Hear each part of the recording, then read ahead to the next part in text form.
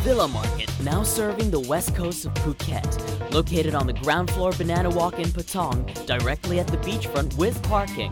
Visit villamarket.com, the international supermarket.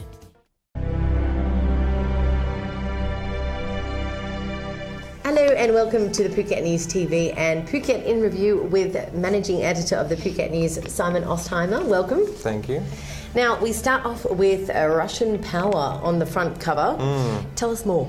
Yeah, so it's not a huge investment by Russian companies in the electrical infrastructure of Phuket. In fact, it's local business people, Russian business people, looking at setting up their own association to kind of promote their own interests on the island, much in the way that you have IBAP and also BBAP for British business interests. And they've been in the news a lot in the past year. I mean, people talking about the supposed Russian invasion. I mean, certainly there's a huge number of tourists coming to the island, but there's a large number here that are, making a living with businesses, and they feel that they've been targeted unfairly, and something like an association is going to help promote their own interests in a better way, and I think encourage more communication. So it's something that we're following.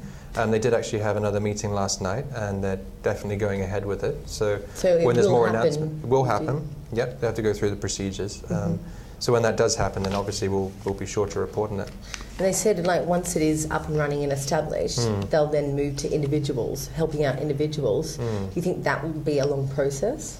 Well, it's the same sort of comparison with IBAP.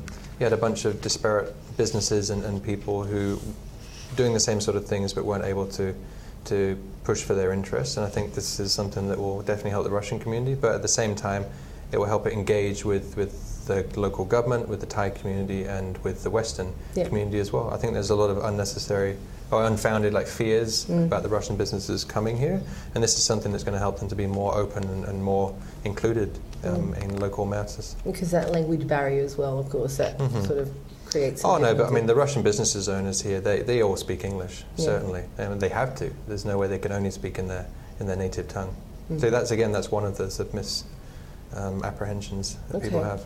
Okay, and work on the underpass, another underpass. Now that is just across here from the Phuket News. So it's starting in around 2 weeks' time, they think. That's what they say. The central underpass was delayed for a while, but they're going to have to start it sooner or later.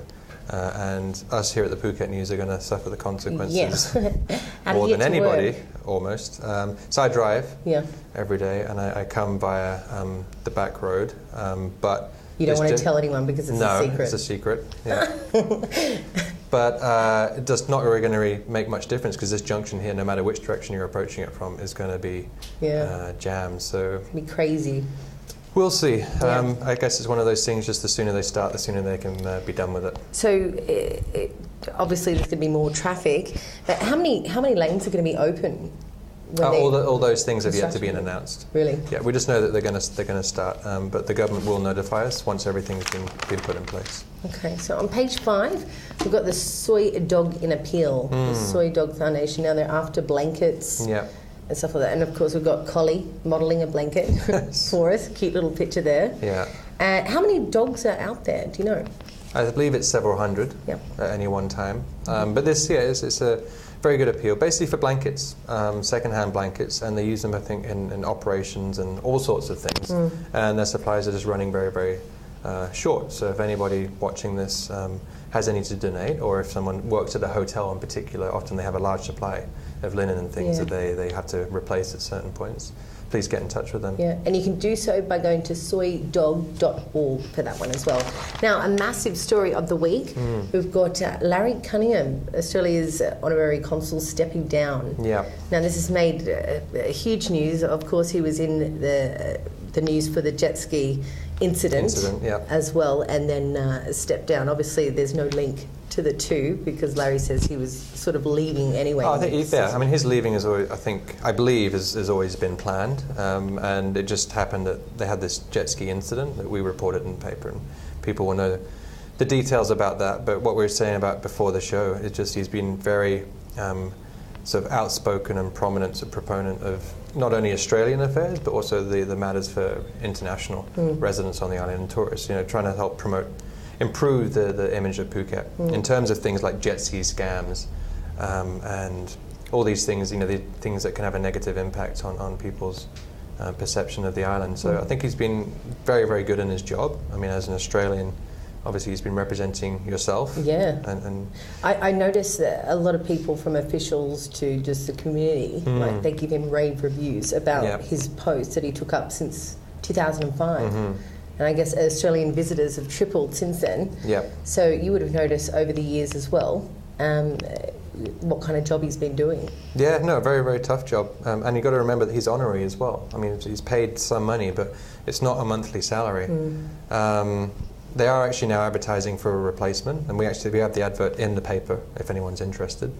They can get Big shoes get to the fill. details. But I think at some point these embassies in Bangkok, and not only Australian, but I mean, look at the Russian, the Chinese, the Korean, even the British. At some point they're going to have to look at establishing a proper consul general in Phuket with a properly staffed office and a full-time employee, not someone who takes up the position, to help out as in a volunteer capacity. They need professionals down here. And there's so many tourists, so many incidents that need dealing with.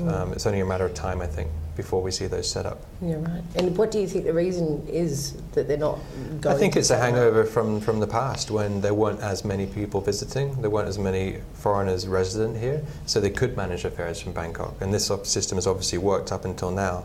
But Larry had a lot on his plate, and this was not his sole vocation. So yeah, I just think it's something that they'll have to look at seriously. Okay, so that is on page 7 of the Phuket News this week. Now we're going to go to Life, and we've already got it out here. So Walk On, happening in Old Town. Now I have to say, it's nothing like Pattaya's red light district. It's more Chiang Mai. Yeah. I wouldn't know Pattaya's red light district. I haven't been there. Okay, so it's more like Chiang Mai then. I have been to Chiang Mai's. It's a great announcement, and this is something I've been saying since I arrived in Phuket. I was like, why is there no proper walking street here? And it's something that you'll find across every major city in Thailand, across the region really. Like Malacca in Malaysia, they have the Jonkers Street Market, which is amazing. And obviously Chiang Mai, as we mentioned, it goes on for like 2 kilometers, I believe.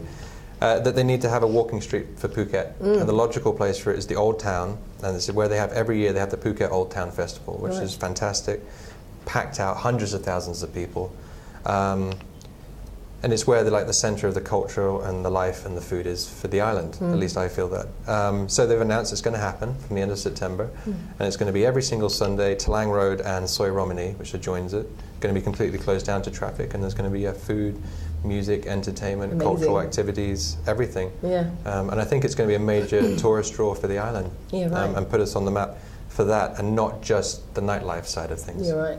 I noticed there's like an eco-friendly thing behind what they want to do. Why is that? Well, I think there's no harm in having that, but at the same time as the eco theme, they're very strongly promoting local culture and Phuket culture and the history of the Old Town as well. And in the past, the Old Town was the centre of the island. It was the main town, it was the main city, long before Patong even came along.